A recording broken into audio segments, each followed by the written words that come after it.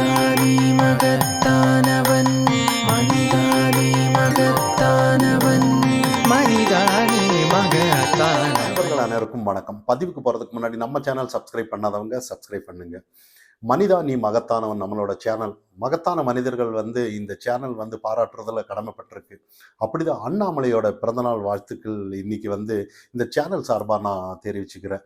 ஏன்னா ஒரு நல்ல மனிதர்கள் இந்த சமுதாயம் அங்கீகரிக்கப்படலைன்னா ஏதோ சமுதாயத்துக்கு நல்லது நடக்கிறத நம்ம கெடுக்கிறோன்ற மாதிரி தான் நம்ம நினைக்கப்படணும்.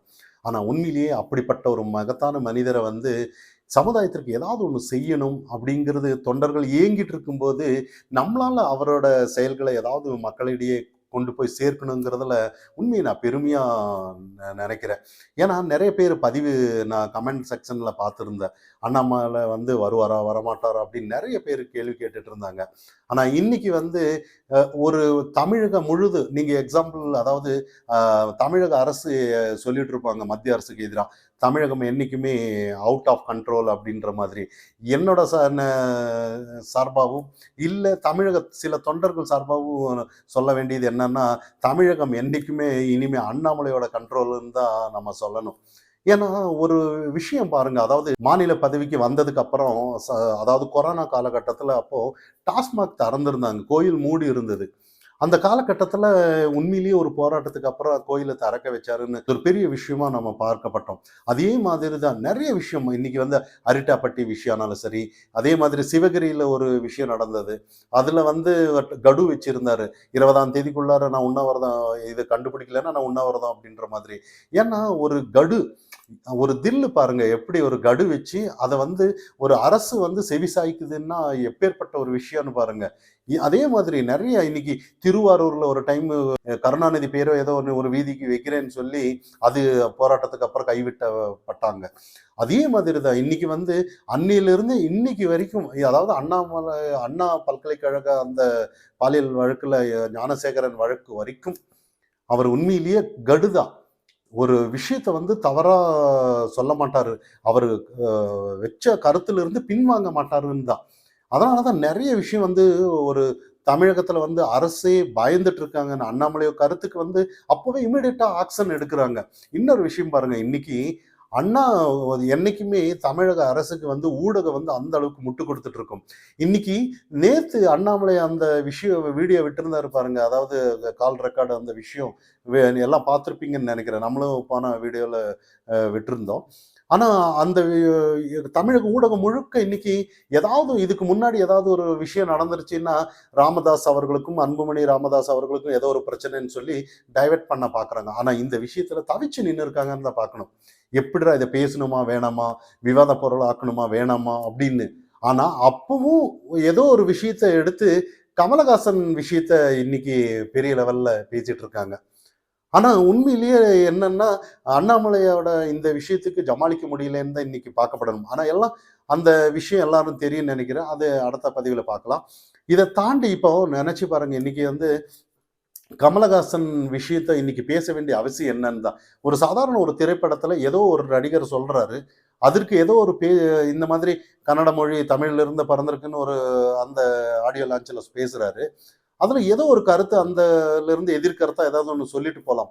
ஆனா இதை ஏன் இந்த மாதிரி அரசியல் செய்யறாங்கன்னு நம்ம கவனிக்கணும். ஏன்னா நல்லா யோசிச்சு பாருங்க, அவர் பேசுனது பெரிய தவறுன்னு மாதிரி நம்ம படல. ஏன்னா தமிழ்ல இருந்து தான் எல்லாருக்குமே எல்லா மொழியும் மூத்த மொழி தமிழ் தான் நமக்கு எல்லாம் தெரிஞ்ச விஷயம்தான். ஆனா அதுக்கு சிவராஜ் சிவகுமார் அந்த இடத்துல ரசிச்சு பார்த்திருந்தாரு அவர் சொல்லும்போது. ஆனா அங்கிருந்து கூட இல்ல வேற மாதிரி எதிர்கருத்து சொல்லியிருக்கலாம். ஆனா காங்கிரஸ் இவங்க நம்ம அரசோட கூட்டணி தான் அங்க ஆளுங்கட்சியா இருக்கு.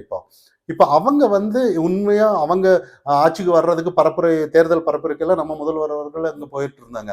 அவங்க மொழி அரசியல் கையில எடுத்திருக்காங்கன்னு பார்க்கணும். அது எதிர்க்க வேண்டிய அவசியமே இல்லை. நல்லா யோசிச்சு பாருங்க, ஏதோ ஒரு ஆடியோ லான்ச்ல ஒரு சினிமா நடிகர் சொல்றாரு, தமிழக மக்கள் என்ன பண்ணியிருக்காங்க அப்படின்ற மாதிரி ஒரு கருத்து வரணும். ஏதாவது ஒரு பிரச்சனை வந்தாலும் அவங்க என்ன பண்ணுவாங்கன்னு நமக்கு தெரியும். அங்க இருக்கிற தமிழர்கள் மிரட்டுவாங்க, ஏதாவது ஒண்ணு நடக்கும். அப்ப அப்பாவி தமிழக மக்கள் என்ன பண்ணுவாங்க தமிழர்கள் அங்க. அப்போ இந்த ஏன் இதுக்கு செவி சாய்க்கல நம்ம முதல்வர் அவர்கள், ஏன் செவி சாய்க்கல? ஏதாவது ஒரு விஷயம் பாருங்க, அன்னையிலிருந்து இன்னைக்கு வரைக்கும், அதாவது ஒரு இடி ரைடு வந்தாலும் முதல்வர் அவர்கள் பேச்சு திறக்க மாட்டாரு. இதே அவங்க இடி ரைடுல ரத்தீஸ் அவர்கள், உதயநிதி ஸ்டாலினோட ஃப்ரெண்ட்ஸ் ரத்தீஸ், ஆகாஷ்பாத் அவங்க எல்லாம் காணாம போனாலும் கூட வாய் திறக்க மாட்டாங்க. எப்படி நினைச்சு பாருங்க. எந்த விஷயம் இன்னைக்கு வந்து அண்ணாமலை இன்னைக்கு கேள்வி கேட்டிருக்கிறாரு. இதுக்கும் 48 மணி நேரம் கடு வச்சிருக்கிறாரு. அநேகமா நாளைக்கு வரும். ஆனா இந்த மாதிரி ஒரு விஷயம் கடு வைக்கிறதுல அண்ணாமலை இதுலயும் கூட வாய் கண்டிப்பா திறப்பாங்கன்னு தான் நம்ம எதிர்பார்க்கிறோம். இதுல திறக்கலைன்னா அடுத்தது வந்து அண்ணாமலையோட விஸ்வரூபம் வேற மாதிரி இருக்குன்னு தான் நம்ம இந்த இடத்துல கவனிக்கணும். இதெல்லாம் தாண்டி இன்னைக்கு வந்து நிறைய விஷயம் பாருங்க. இன்னைக்கு தமிழகத்துல வந்து நிறைய விஷயம் நடந்துட்டு இருக்கு. இன்னைக்கு யார் அந்த சாருங்கிற விஷயம் இன்னைக்கு நடந்துட்டு இருக்கு. நிறைய கேள்விகள் எல்லாரும் பார்த்துருப்பீங்கன்னு நினைக்கிறேன். இன்னைக்கு வந்து ஒவ்வொருத்தரோட புள்ளி விவரமும் கூட வெளியே வந்துருச்சு. அவங்க வாய் திறப்பாங்களா இல்லையா, என்னதான் முட்டு கொடுத்துட்டு இருந்தாலும் கூட சில அமைச்சர்கள், மா சுப்பிரமணியம் அவர்கள் ஆனாலும் சரி, நம்ம அறநிலைத்துறை சேகர்பாபு அவர் ஆனாலும் சரி, அமைச்சர்கள் என்னதான் முட்டு கொடுத்துட்டு இருந்தாலும் சரி, அண்ணாமலை பிடிச்ச மாதிரி தான் பிடிச்சிட்டு இருப்பாருன்னு நம்ம நினைக்கணும். ஏன்னா காரணம் இல்லாம இவங்கள மாதிரி ஒரு பின் வாங்குறது, அந்த ஒரு கருத்து சொல்லிட்டு பின் வாங்குறது, அந்த மாதிரி எல்லாம் இல்லை. ஒரு கருத்து சொல்றாருன்னா பின்னாடி அத்தனை ஆதாரத்தங்களை வைக்காம அவர் சொல்ல மாட்டாருன்னு பார்க்கணும். இதெல்லாம் தாண்டி இன்னைக்கு ஒரு தமிழ்நாடு, ஒரு அரசே வந்து அரசு இது வரைக்கும் எந்த ஒரு ஒரு நீதிமன்றம் தீர்ப்புக்கு அப்புறம் மக்களா யாருமே எதிர்க்கப்படலை எந்த ஒரு விஷயத்தையும். ஆனா இன்னைக்கு ஒட்டு மொத்தமா அப்பவும் தமிழக அரசு வாதாடின அந்த மேடம் சொல்லிட்டு இருந்தாங்க, இந்த மாதிரி நீதிமன்ற அவமானம்னு சொல்லி நாங்க நடவடிக்கை எடுக்கப்படும், இந்த மாதிரி யார் அந்த சாரு இங்கே பேசப்பட்டால் அப்படி இப்படின்னு நிறைய கருத்துகள். அது வந்து ஏதோ திமுக சேர்ந்தவங்க மாதிரியே பேசினதெல்லாம் நம்ம பார்த்தோம். தமிழக அரசு வக்கீலா அல்லாம திமுக சார்பா பேசின மாதிரி நம்ம ஒரு பார்த்துருந்தோம் நம்ம.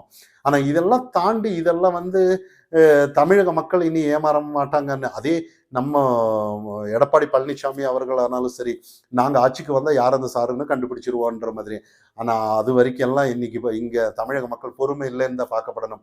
அண்ணாமலை வந்து விடமாட்டாருன்னு தான் பார்க்கப்படணும். இதெல்லாம் தாண்டி தொண்டர்களுக்கு வந்து இன்னைக்கு வந்து உண்மையிலேயே பர்த்டே, அவரோட பிறந்த நாளைக்கு வரைக்கும் யாருமே சைலண்டா பேசிட்டு இருந்தாங்க.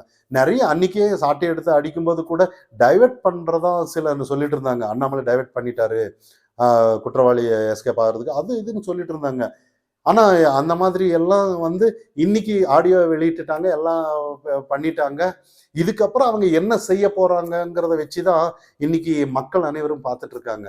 இப்ப வந்து ஒட்டுமொத்த தமிழக மக்களும் அண்ணாமலை பின்னாடிதான் இருக்காங்கன்னு பார்க்கலாம். இது வந்து கட்சி தாண்டி இன்னைக்கு சாதாரண ஒரு பெண்மணி பாதிக்கப்பட்டிருக்காங்க. ஒரு அண்ணனா, கூட பிறந்த ஒரு சகோதரனா என்ன வலி இருக்குமோ அது மாதிரி தான் தன்னோட சாட்டை அடிச்சு அதை அன்னைக்கு அவர் சொல்லியிருந்தாரு.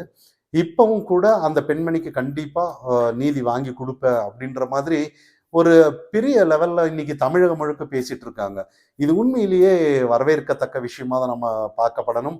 இதனால 100 ஆண்டு வந்து அவர் நல்லா இருக்கணும். தமிழகத்திற்கு அவரால் நல்ல ஒரு மாற்றத்தை கொண்டு வரணும் அப்படின்னு சொல்லி இந்த சேனல் சார்பாக அவருக்கு பிறந்தநாள் வாழ்த்துக்களை தெரிவிச்சு. மனிதானி மகத்தானவன் மனிதா